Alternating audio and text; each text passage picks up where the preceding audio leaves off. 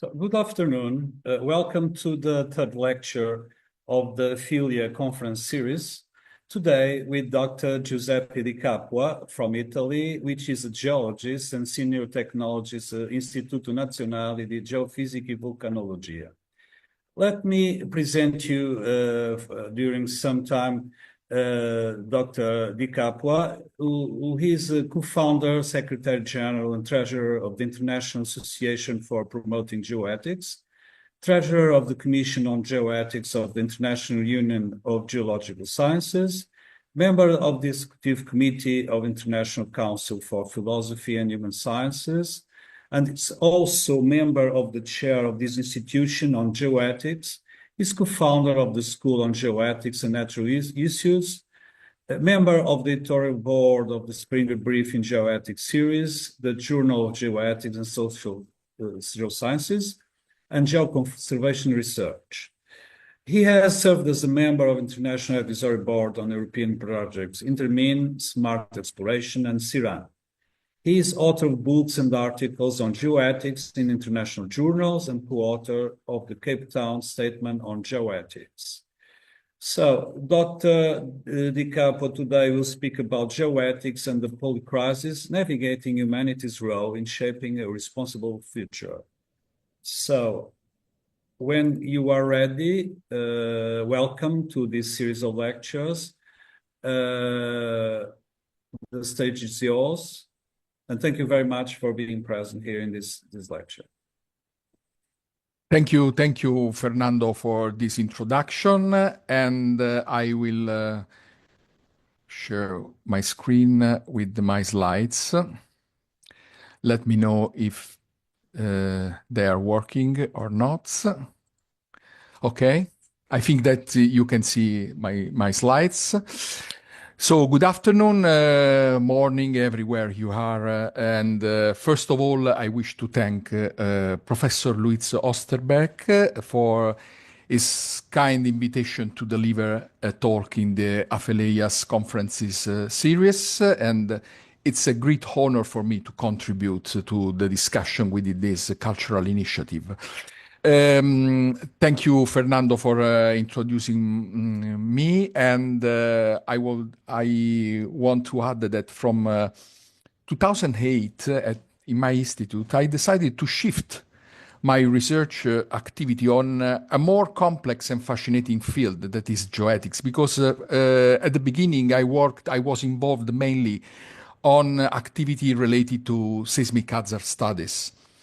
But I decided to shift to geoethics because first, I have been always attracted by interdisciplinarity, and geoethics is a field which converge many disciplines, geosciences, philosophy, economics, sociology, history, and others. And secondly, I believe the severity of the global social ecological crisis compels everyone to take action and personally to ask new questions, challenge increasingly outdated ways of thinking, and propose new paths forward.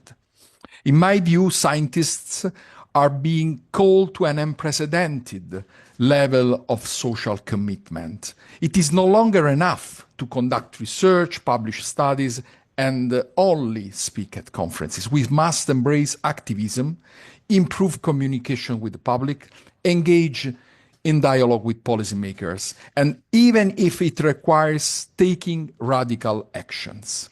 The era of science believing itself to be neutral on ethical and social justice issues is over.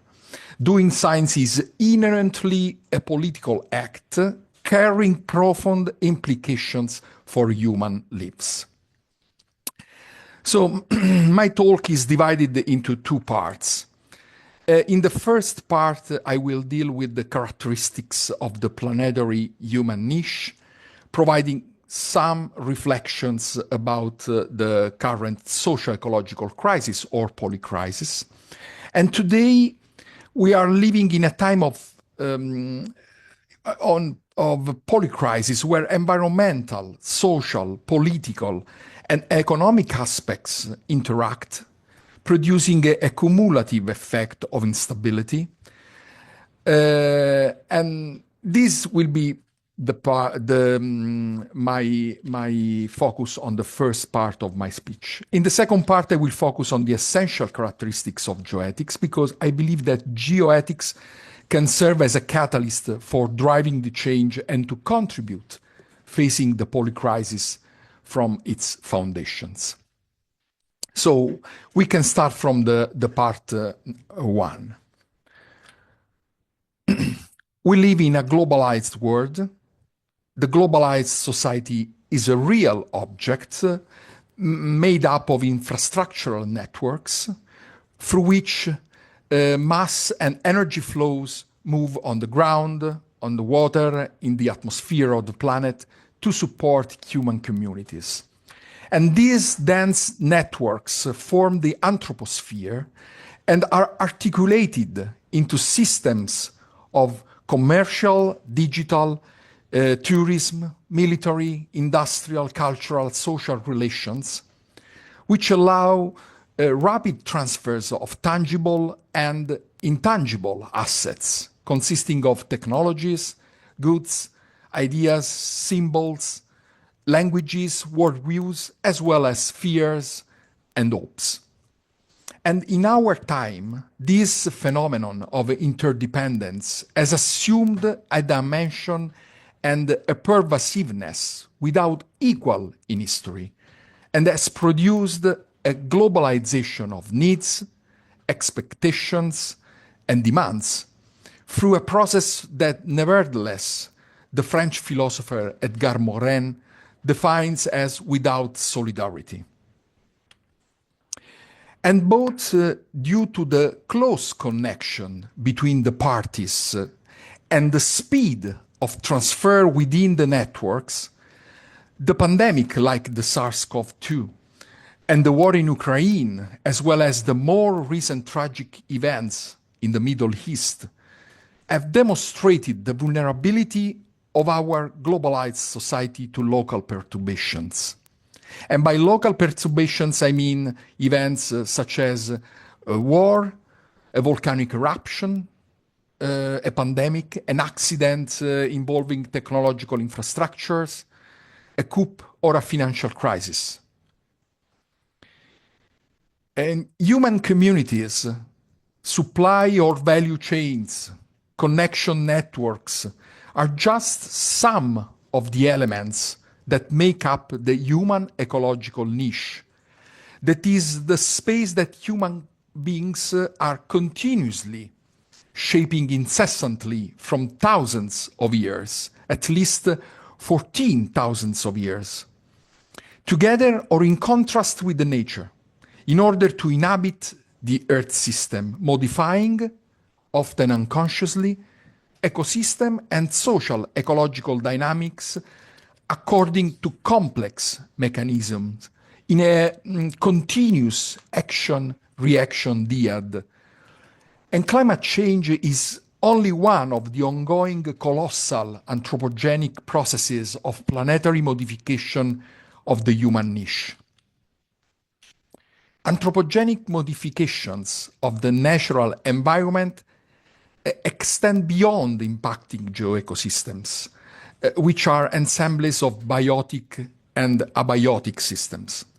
They also influence human relations, altering their evolutionary trajectories, leading to further environmental changes. And while continuous adaptation to persistent imbalances is a natural process, the business as usual approach has accelerated this process. As a result, human-induced changes in the Earth system now appear to occur much faster than the human capacity to adapt to changing external environmental conditions. And this situation may render humanity unable to cope with the induced environmental changes, creating a dangerous biocidal loop. It seems that only through sudden and providential scientific discoveries and technological advancements, we can hope to interrupt this dangerous loop. If we refer to another French philosopher, Michel Serres, humanity has evolved from being prey in the natural world to becoming its apex predator. And however, in the near future, the great human-induced planetary geophysical upwells risk making humanity succumb, making it go back to being a prey in nature. In Western culture, the dichotomy existing between human beings and nature has very ancient origins, like highlighted by Giuseppe Capua. For some, it may highlight a form of deviance of the human species from an alleged ecological harmony, which is reflected in the myth of wilderness. However, it is reasonable to think that the dominance of selfish attitudes of the individual and of human groups, which have their own also evolutionary justification, over time has led human beings to a vision of the other from themselves as an object to be dominated and not as the subject of a relationship to be built to guarantee one's existence within a systemic interdependence. The use of technology by humans has gradually become an exercise of omnipotence, the exaltation of human domination over a nature, perceived as a constant threat to be kept at bay to control its dynamics. The German philosopher Gunther Anders cautioned us that technology was now a subject of history. And the geologist Peter Huff identified the technosphere an autonomous and self-evolving organism over time. The technosphere has begun this process of self-evolution and is leading us towards conditions of gradual dependence on the replacement of our species. The divide between humans and nature appears to have widened to the extent that it distances human beings from their own humanity. And this is evident in the extreme case of the creation of virtual life within the metaverse. That is a collection of virtual spaces where individuals are integrated and personified through avatars. In this digital dimension, people interact, establish relationships, and act essentially forsaking their physical biological existence. And in this process, there is a dematerialization of the connection with physical places and a compression of human experiences timeline into the present. The causal links between natural phenomena dissolve as their dynamics often unfold over extended periods beyond the common human perception. And in this indefinite and fluid reality, disconnected from both space and time, humans find themselves living in abstraction, lacking a connection to the material, tangible aspects of nature. Sensory perceptions of phenomena and interactions with places, ecosystems, geodiversity and biodiversity become scarce. And as Michel Serres suggests, it can be said that we have lost the word, although sudden events like war can briefly reawaken our connection to the materiality of existence, unfortunately. Technological development has been both the effect and the cause of this change in the life of humanity.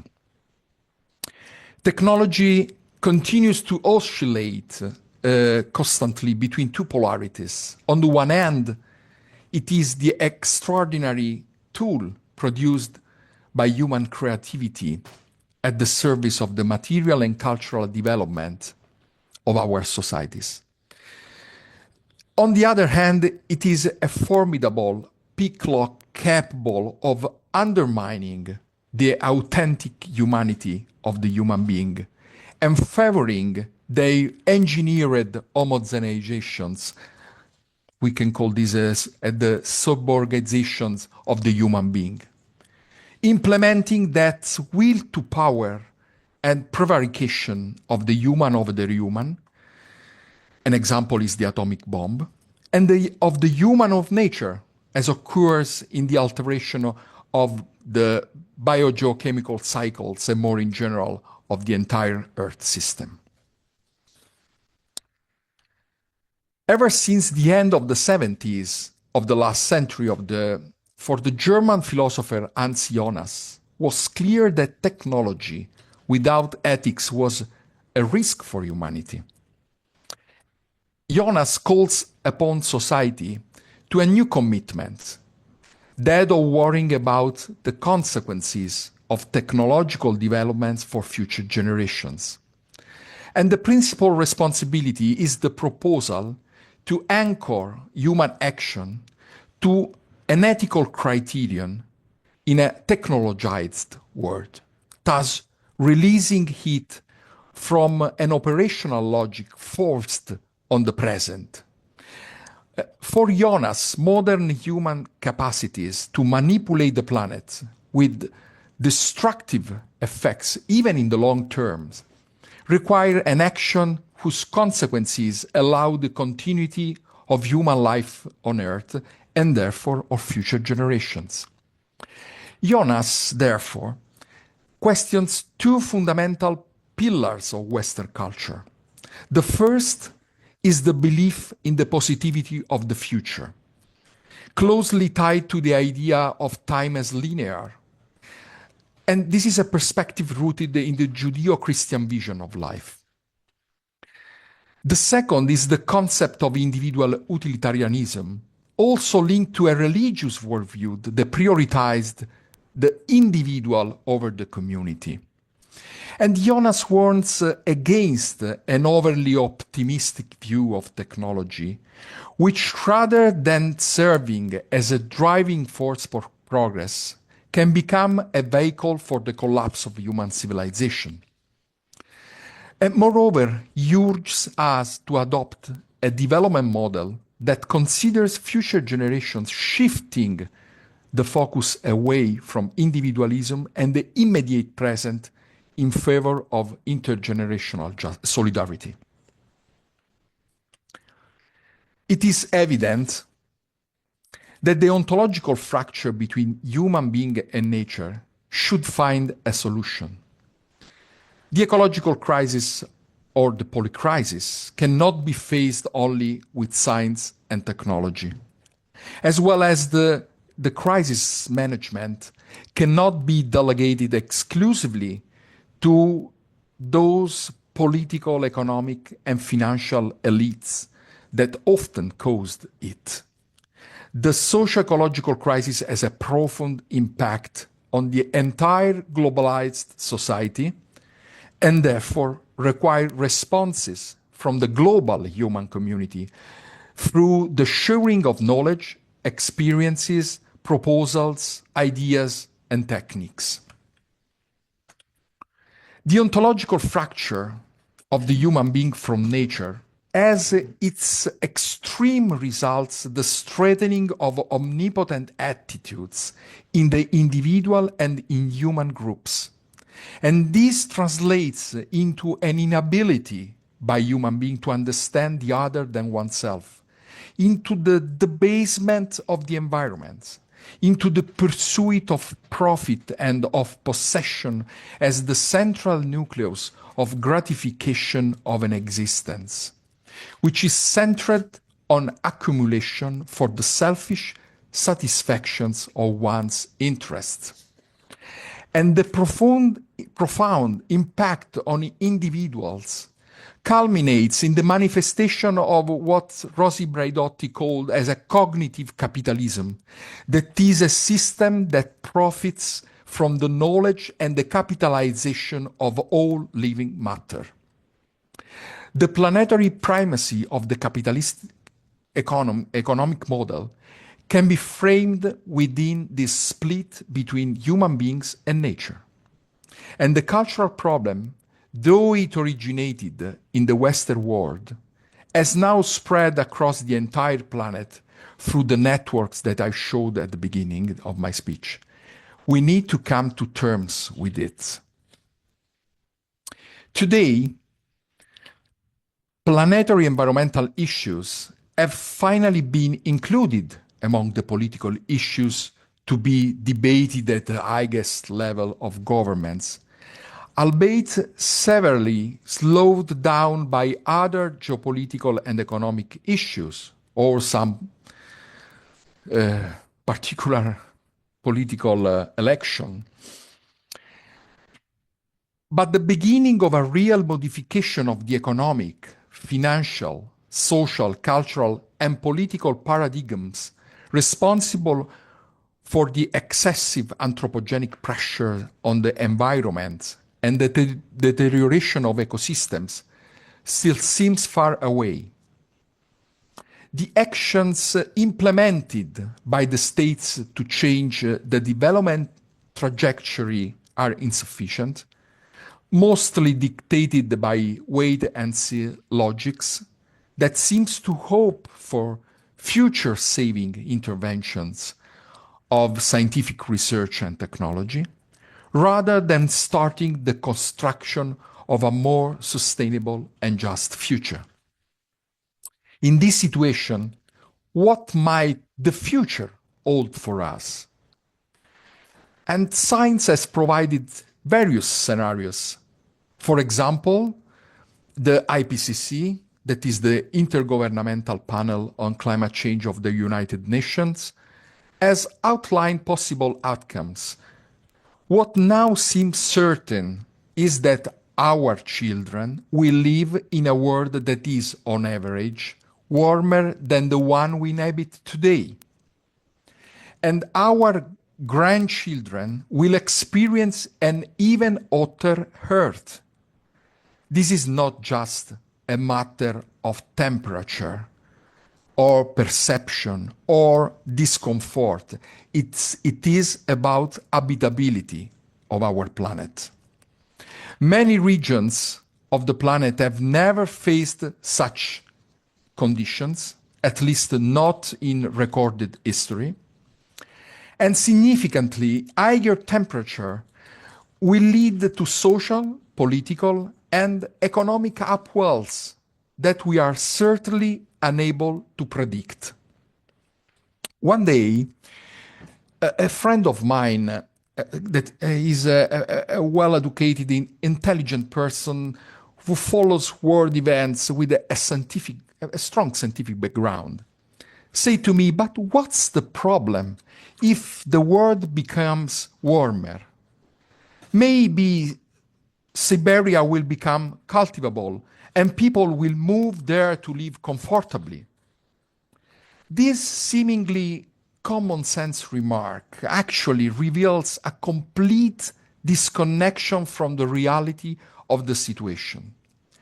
What he suggests might be plausible if global warming were happening much more slowly, if geopolitical conditions were different or evolved gradually over time, or if nation states did not exist, and so on.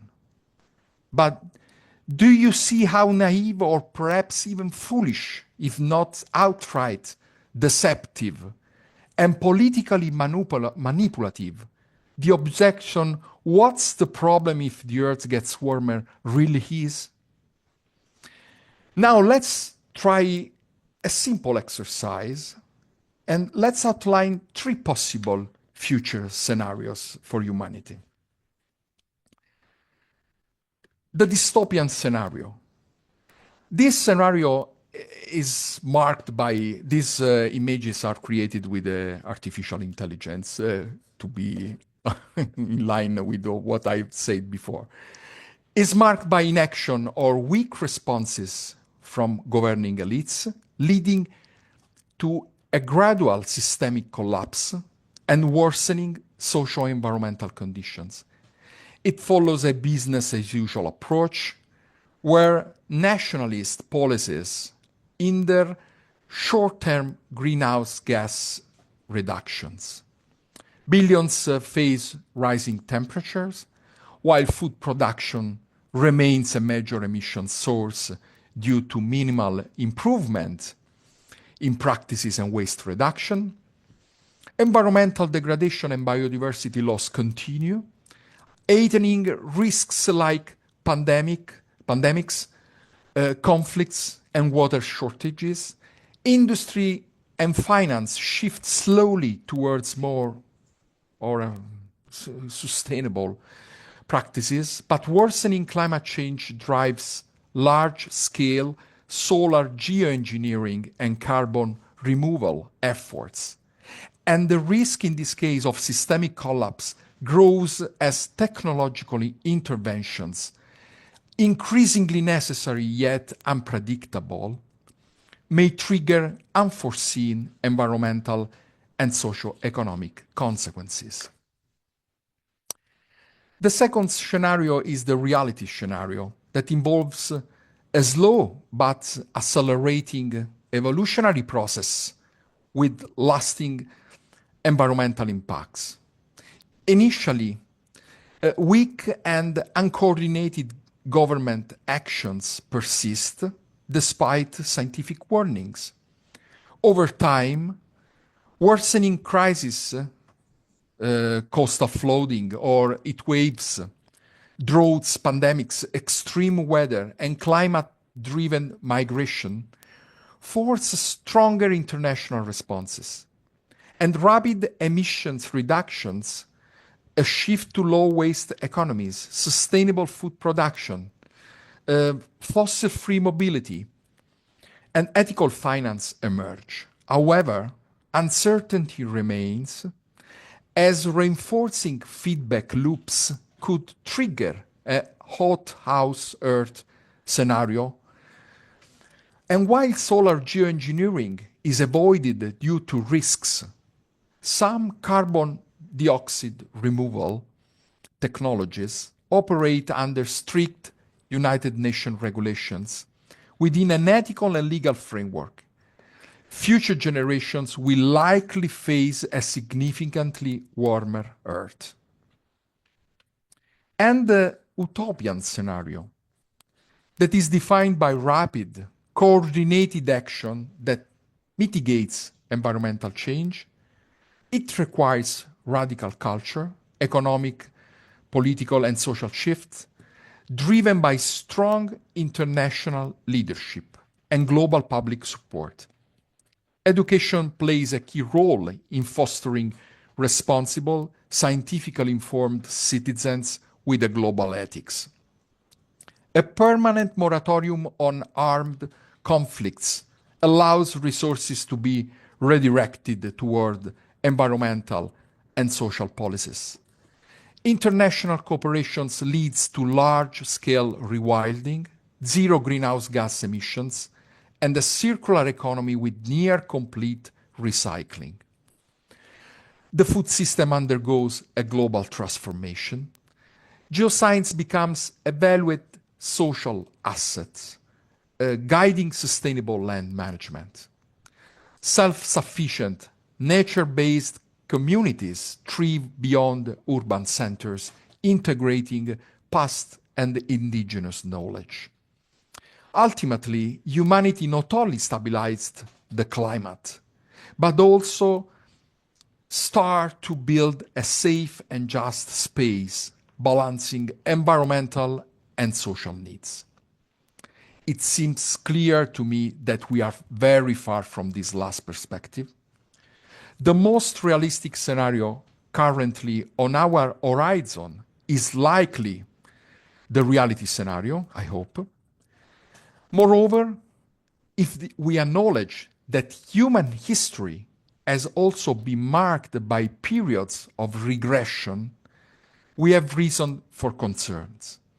This means that the probability of a dystopian biocidal loop occurring is increasing. And after all, none of us truly want to question the model that structures our lives, that comfort zone that reassures us yet traps us in stereotypes, even when that way of life is no longer functional or may even be fatal. We cannot place all the blame on the elites, politicians, and powerful entities. Regrettably, the current polycrisis is a serious threat that is scientifically documented. On closer inspection, is primarily a crisis of the human being, what we call an anthropocrisis, a crisis of civilization, especially of the Western one, fueled by two factors.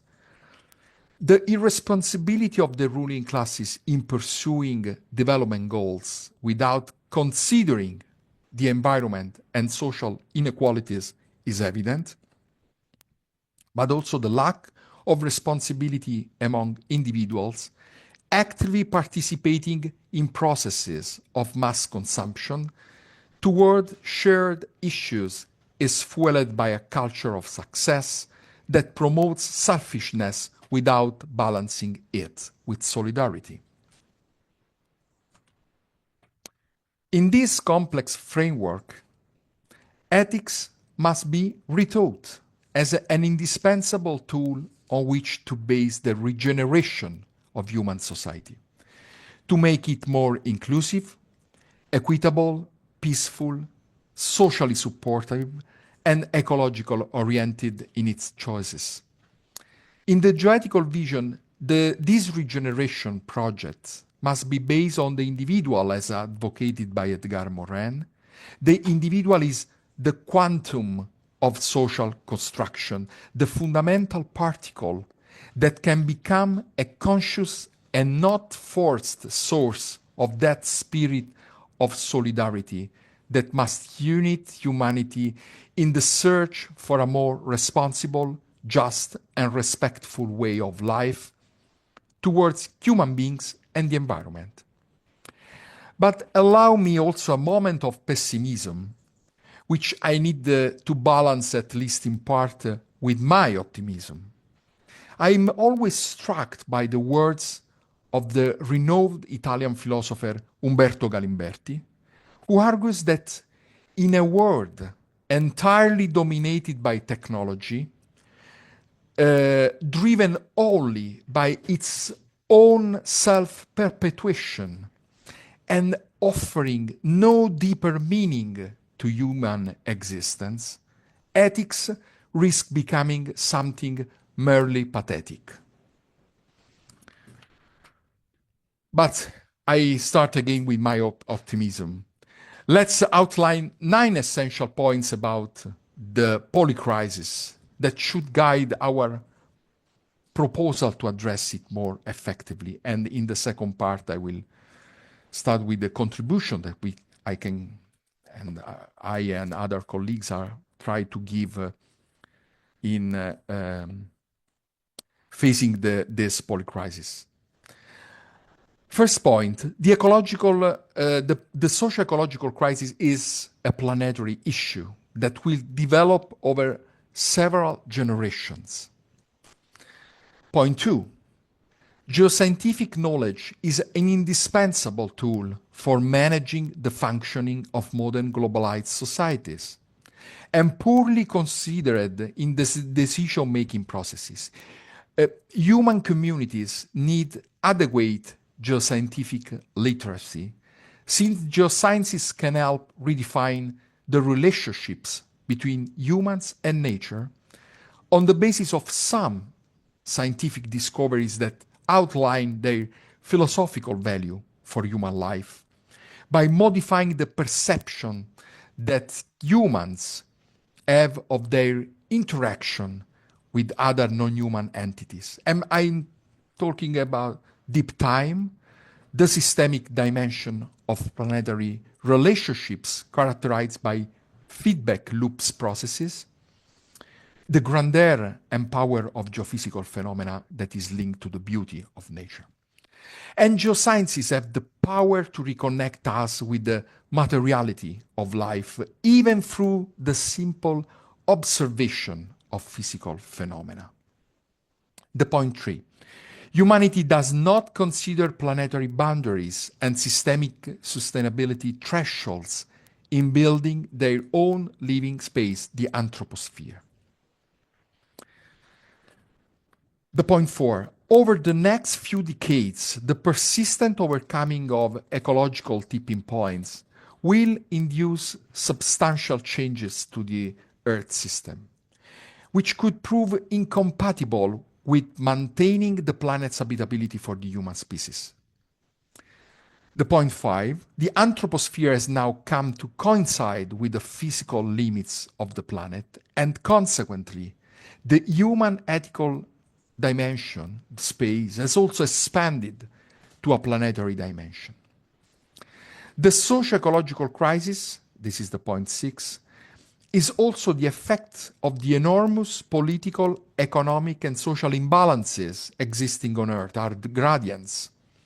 And facing it in a conscious and effective way implies having to reconsider at the same time political structures, economic models of reference, social issues, and relationships between states.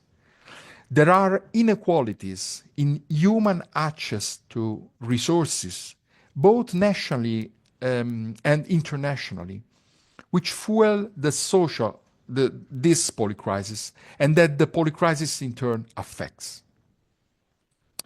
The point 7, solutions to global problems can only be sought through widespread international cooperation. Global anthropogenic changes do not know boundaries. The point 8, there is no effective action to find answers to the complexity of social ecological problems that does not consider multidisciplinary, interdisciplinary, and transdisciplinary approaches.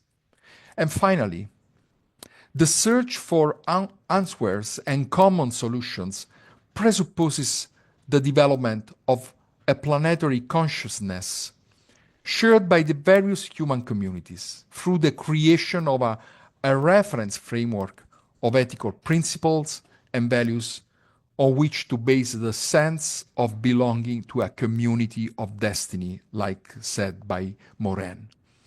By community of destiny, we mean that dimension of solidarity, sharing, that will allow humanity to build the future of human life on the planet through new ethical and educational assumptions.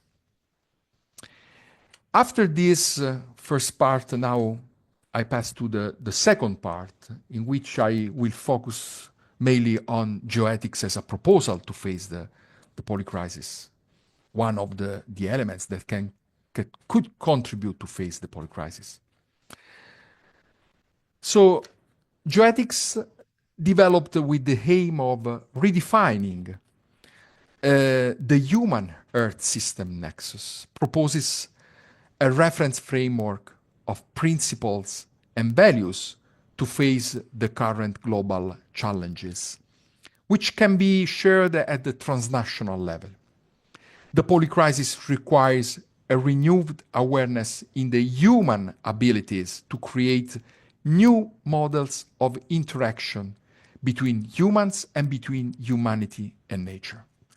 And this implies a radical analysis of what it actually means to mediate between different interests and needs, without this leading to the creation of unbalanced relationships guided exclusively by the exercise of dominion by the strongest actors. Geoethics has been defined as a field of theoretical and applied ethics focused on studies related to human Earth system nexus, Geoethics is the research and reflection of principles and values which underpin appropriate behaviors and practices wherever human activities interact with the Earth system, deals with ways of creating a global ethics framework for guiding individual and social behaviors while considering human relational domains, plurality of human needs and visions, planetary boundaries, and geo-ecological tipping points. And finally, this is a part more focused on geosciences, deals with the ethical, social, and cultural implications of geoscience knowledge, education, research, practice, and communication, and with the social role and responsibility of geoscientists. So, a distinctive feature of geoethics is that it is centered on the human agent, who is placed at the center of an ethical reference system based on three fundamental principles: dignity, freedom, and responsibility. Dignity is expressed by recognizing the intrinsic value of all the elements that make up social ecological systems and presupposes respect for oneself and for the other from oneself. Dignity is to value one's own being and what is other than oneself. It implies the sense and intrinsic necessity of the other, whether it be animal, plant, or rock. Therefore, in geoethics, it takes place in the recognition of the value of an entity in the relational architecture that constitutes the ecosystem to which it belongs, and by extension, to the Earth system. Freedom is the fundamental requirement, the necessary prerequisite for the human agent to be able to choose and therefore act ethically. It represents the existential condition thanks to which the human being is able to think, process, and choose without external constraints that limit their intellectual and decision-making abilities.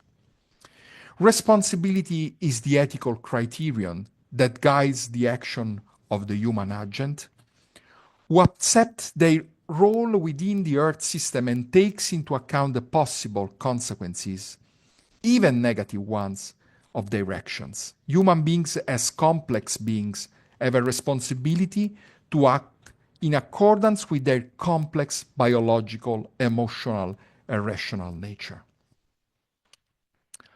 The principle of responsibility supports human action within the different levels of relationships of the human being, identified in geoethics as domains of experience of the individuals: the self, the social group or groups to which each of us belong, including those professionals, society and future generations, the physical environment. And these levels become consecutively larger, more complex, and intricate as the sphere of action relationship of each individual widens. So geoethics establishes a unity of human action in the various relational domains. The individual assumes a duty towards himself, towards others, and progressively towards wider spheres of interaction, up to including the whole Earth system. Through this evolutionary process, in a certain sense, geoethics urges each individual to embrace and become part of the whole, acknowledging the indissoluble uniqueness of every human being and their connection with the physical environment. Perceiving oneself at the center of one's existence is not a selfish attitude in this case. It does not imply dominance over others, as seen in the traditional anthropocentric vision. On the contrary, it expresses our authenticity as human beings and recognize our shared identity with the species. This identity is based on how we perceive and understand the world from an anthropocentric perspective, similar to the concept that Morens defines as terrestrial identity. By acknowledging this, we can value things beyond ourselves, embracing a broader perspective beyond our individual perceptions. Geoethics is characterized as an ethics of individual virtue, in which the modus vivendi is articulated through the incorporation into practice of cultural, social, and environmental values, among them sustainability, adaptation, prevention, education to geo-environmental culture, and scientific method. Geoethics emphasizing the need for establishing common principles and values of reference for individuals, since their social interaction and community organizations cannot be ignored. The principle of responsibility is the bridge that binds the cultivation of virtues to the development of a solid moral character on the part of individual in the vast context of the relationships in which each of us is immersed. And therefore, geoethics is at the same time an ethics of virtue and an ethics of responsibility of the human agent, since it implies on the part of the individual who is striving for virtuous action, the consideration of the consequences of his or her action in a system of complex relationships that will inevitably be modified by his or her choices. And the principle of responsibility, on the other hand, qualifies the action of the individual in the social ecological context of agency. The human being as a moral subject is entrusted with the task of addressing the planetary ecological crisis through the awareness of the need to change their ways of relating to the planet, to its resources, and other biotic and abiotic entities that constitute it. Ultimately, geoethics is the proposal for global ethics of the complexity of the modern world, an ethics of virtue and responsibility, but also an ethics of limits and parsimony. Geoethics, therefore, proposes a synthetic vision for the human beings, which we define ecological humanism, which seeks to grasp the complexity of human emotions and actions while reconciling contrasts. This vision incorporates the concept for anthropocentrism, biocentrism, and ecocentrism, geocentrism into a unified perspective, preserving the valuable aspects of environmental ethics categories and utilizing them to foster a new dimension of human relationships.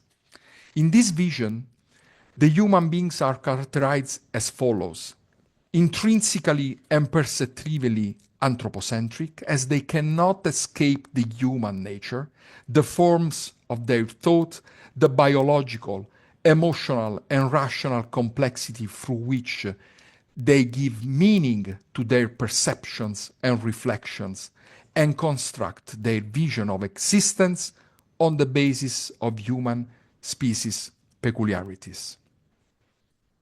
But also dynamically anthropogenic, since human beings build their ecological niche to create an operational space which they modify, if necessary, to try to improve their living conditions.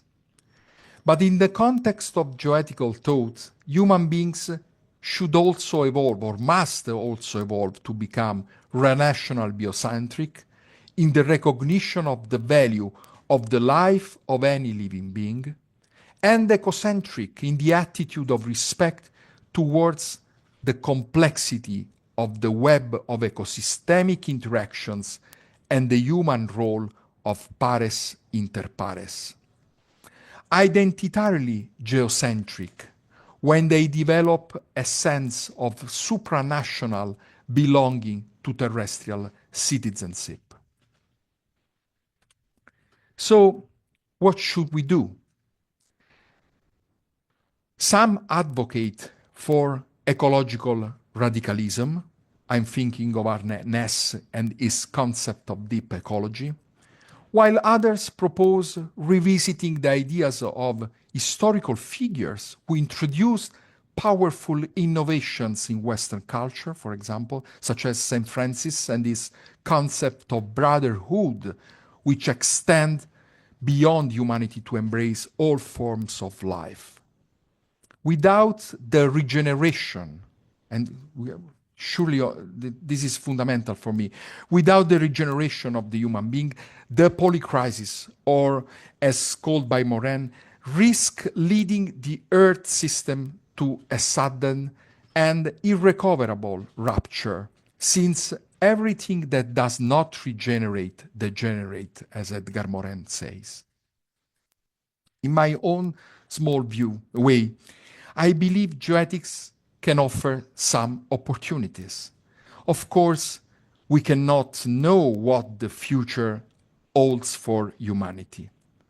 But we can and must question the structures that define our present and create the conditions necessary to build an ideological alternative to the current way of life. After all, the future of the Earth may be more predictable than that of humanity and might not include humans at all if we don't change. Many thanks for the attention.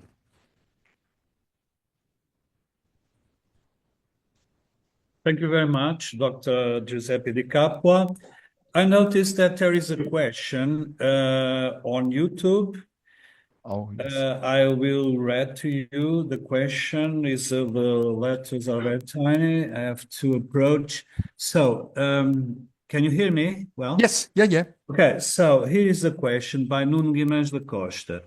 How to solve the paradox faced by many local, regional, and unfortunately a growing number of national and global level decision makers and politicians between short-term social pressures. And he adds a comment, for instances, in employment and longer-term ecological and environmental needs. I think that this is the question. Shall I repeat? Yes. I think that I understood. I see that also that I don't know if in chat you put this.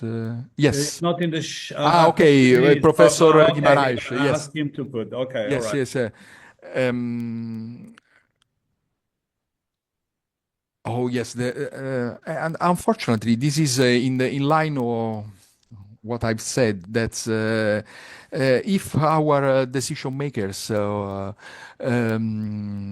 don't change, it's impossible for us to change the world. It is a very complex matter, and unfortunately, those decision makers especially in some important countries, are voted by us or by some part of the public opinion. And so it's unfortunately, if we don't become aware of this, I think that this could create a very great problem. First of all, because as Latour said, the French philosopher that died last year, if I don't remember bad, a new sort of fight between classes now will be among different generations, because between younger people that are more aware of this crisis at a global level, and our decision makers, and that is a sort of gerontocratic power that is managing the current time not in a very responsible way. Unfortunately, I think that we must, that in many countries we have just a way to do this, we have to vote the right people. I know that that sometimes this cannot be easy, but we should do this. We have to try to involve ourselves more in, as I said also, and I say this also to our colleague, our scientists, but there are a lot of young scientists that are aware of this. They should be involved directly also in society, in talking with society, with decision makers, and say that we should change. But it's not easy, especially because now the society is mainly driven by technology, and this is a threat in some ways. More than opportunities that is given. So thank you. I see that there is here raised hand. Luis Osterbeck, do you want to say something? Thank you. Yes, thank you very much, Fernando, and thank you, Giuseppe, for this wonderful lecture that you gave. I have two questions for you, but first let me also say that I believe that this project on geoethics is really very important. It builds from a tradition of series of reflections on these issues, as you mentioned, Jonas and Gabohan and others. But I think you have been able to develop tools to implement that with the IAPG, with the chair and so on. So I think it's very important initiative. I also liked very much your slides. They're very beautiful. I envy the slides. But let me make a comment on something which triggered a reaction on me. When you showed the slides on dystopia, I was actually looking at my computer and I was watching the screen because we are having a big screen here. And I thought it resonated to me as ruins, as in an archaeological site. And actually, I thought it would be something like the Babylon of Bruegel, the painting. And when I saw your slides on utopia, I saw no heritage. So my feeling in the end was it's a hard choice to have a future without a past or a future with a destroyed present. Anyway, this is the joke. The questions are these. You discussed the issue of the divide between nature and culture, which of course is an important issue. Would you agree that the notion of landscape, in a sense, bridges the two and offers a path to overcome the divide, allowing people to look at the so-called nature as part of themselves, as part of their conditions of life, in a more anthropic sense, if you wish. And the other question is, do you think that for Europeans in particular, and Northern Hemisphere people maybe, the growing discussions about redefining frontiers, which was an issue until a few years ago, restricted to the south. But then we had Ukraine. Of course, we have the issues in the Middle East, Northern Africa, and now there's a discussion about Greenland and Denmark. Do you think that this would trigger a greater awareness of what is in stake from the perspective of people, thus reinforcing a convergence towards a more geoethical understanding? Thank you. Luisa, I'm completely in agreement with you that landscape is fundamental. For example, Silvia Peppoloni, that is the founder of, in a certain sense, of this challenge of geoethics, put the territory, what we call territory, at the basis of the possibility to reconnect us with the materiality also of our experience. And because the territory and as inside all elements coming from biotic and abiotic aspects and human aspects. So in this sense, and also put us in connection with the history of the territory, the vocation of the land, and so on. So this is fundamental, and there are a lot of initiatives from this sense. Also, maybe in Italy, but also I think in Portugal, in some other countries, also in Europe. This is evident. It's evident that the landscape we see is was strongly modified by humans, but was created in a sort of co-creation with nature. And this is a very important experience, especially in the where this was done in a sort of positive way. So this is very important. Regarding the second part of your questions. I think that's the power of the most important actors on the geopolitical scene is in the hands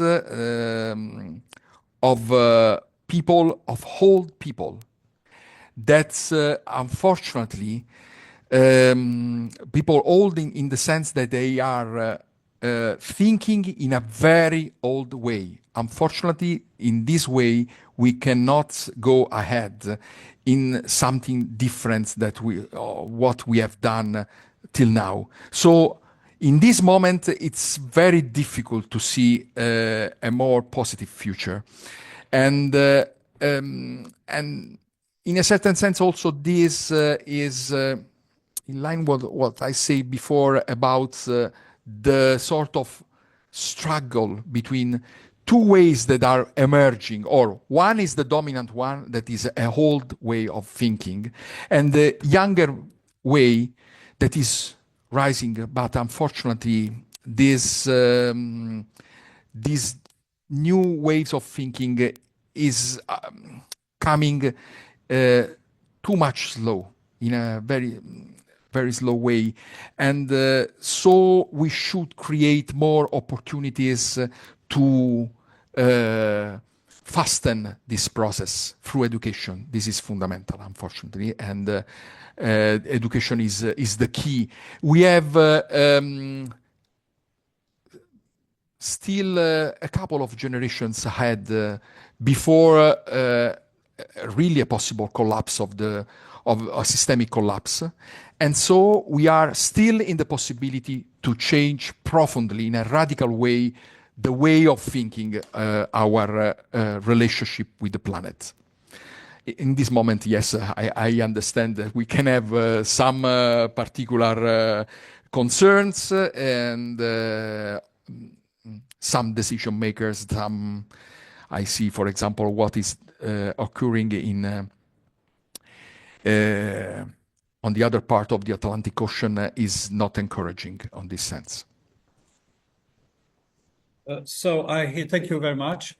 I see here another hand raised. Harold Snoersen, can you have your micro turned? Okay. Harold, you are a philosopher, so please consider that I'm a geoscientist. Well, first of all, thank you for this really excellent presentation. I learned so much from it, and I thought you were bringing things together, in such a lucid way and helpful way. I had a little trouble with the audio at the very beginning, so I missed maybe the first 5 or so minutes, and you were in that time, I think, making some explicit references to the impact of artificial intelligence. So my question, maybe you've already addressed some of it in those first few minutes, but I missed it, unfortunately.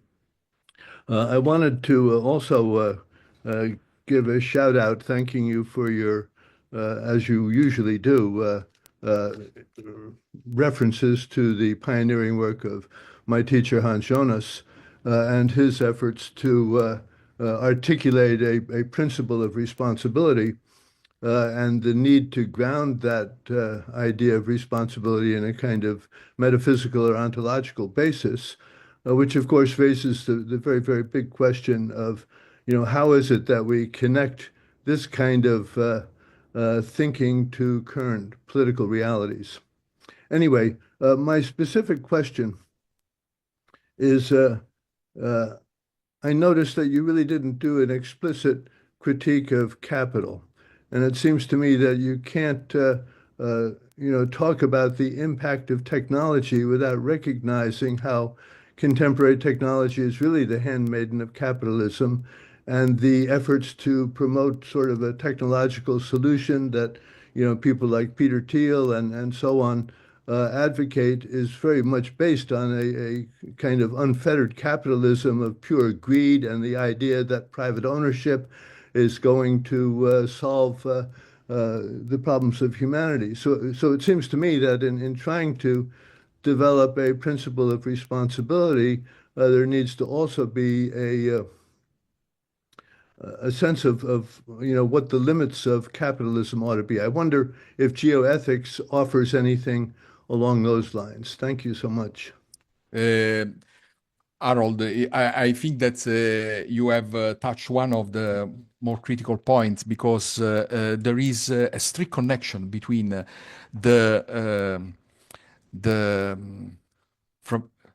as I say, the religious ways to approach in the Western countries from the beginning of the Christian world, the scientific revolution, the affirmation of the capitalistic model and capitalistic economy, and the technological developments. These are all links to a way to think, to see the future in a positive way, and so the time in a linear way. And so now we are working for tomorrow, and tomorrow and the future will be surely better than today. This has brought us towards a very critical point, despite history as teach us that we have several times of great regressions in which really we touch the worst thing we do.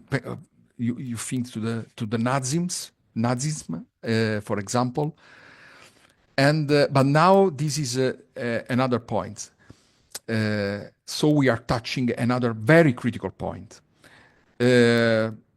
which is the alternative. I don't know. Geoethics in these moments is, in my opinion, can contribute to something different. Surely there are also some economic,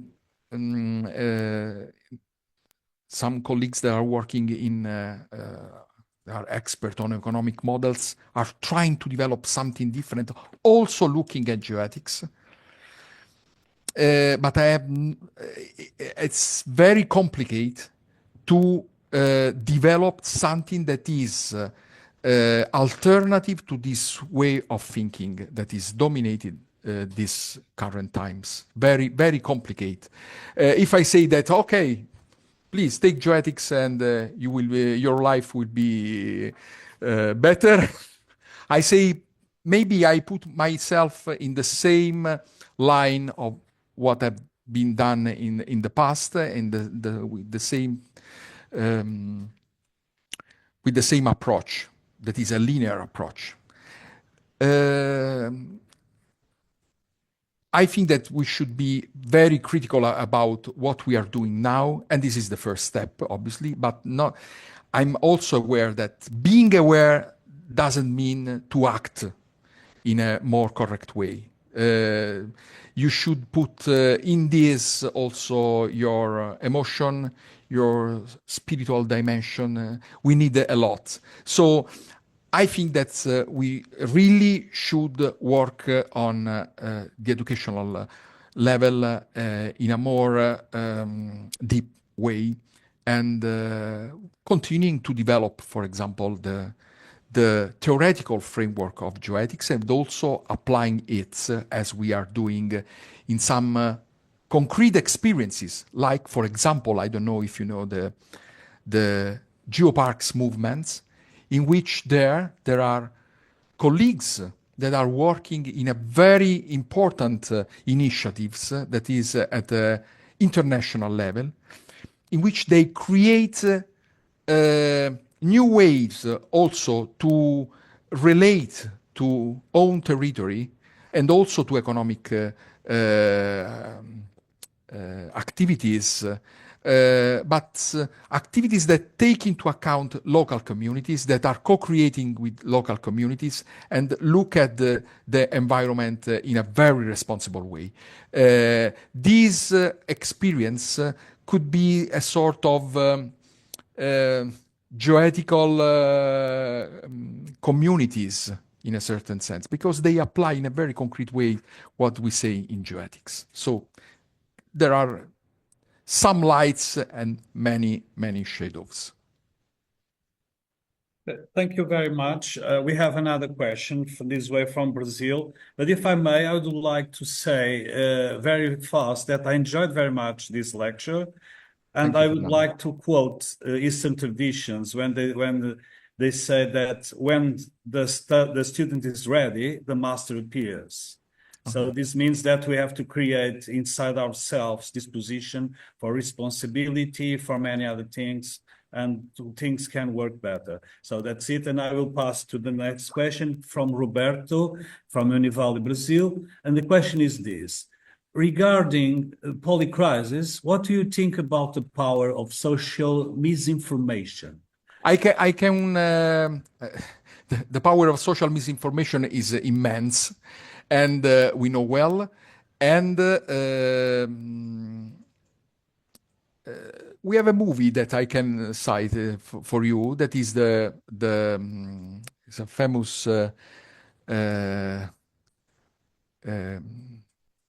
boat cruise that was the Poseidon, in which in the moment of this film you have few people that are survivors in the boat that was sank, that is going in a different direction compared to the most of people that is going towards the worst direction. It seems that what are doing those few people is the worst thing, but they are in the right direction to change their life and to survive to this end. The same thing. If we want to believe to social misinformation, we are free, especially in our democratic countries, but this will lead to our destruction. We have to choose.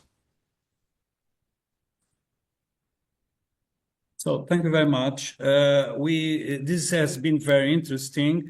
I wonder if someone else is to say something more, but we largely passed the time.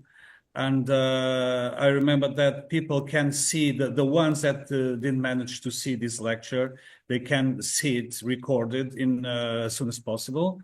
And if there is no other question, I thank Dr. Giuseppe Di Capua. It was really very interesting. It was my first relation with geoethics. I'm fascinated. And I'm an archaeologist, by the way. But it was very interesting. And thank you again. And thanks to you. Thanks to you. If nobody else wants to add something, the organizers of Apheleia, Luis and Nuno, want to add something else? I don't see any reaction. Now we close. So Nuno is saying that we close. So thanks again. Thank you very much, and let's hope for a better future.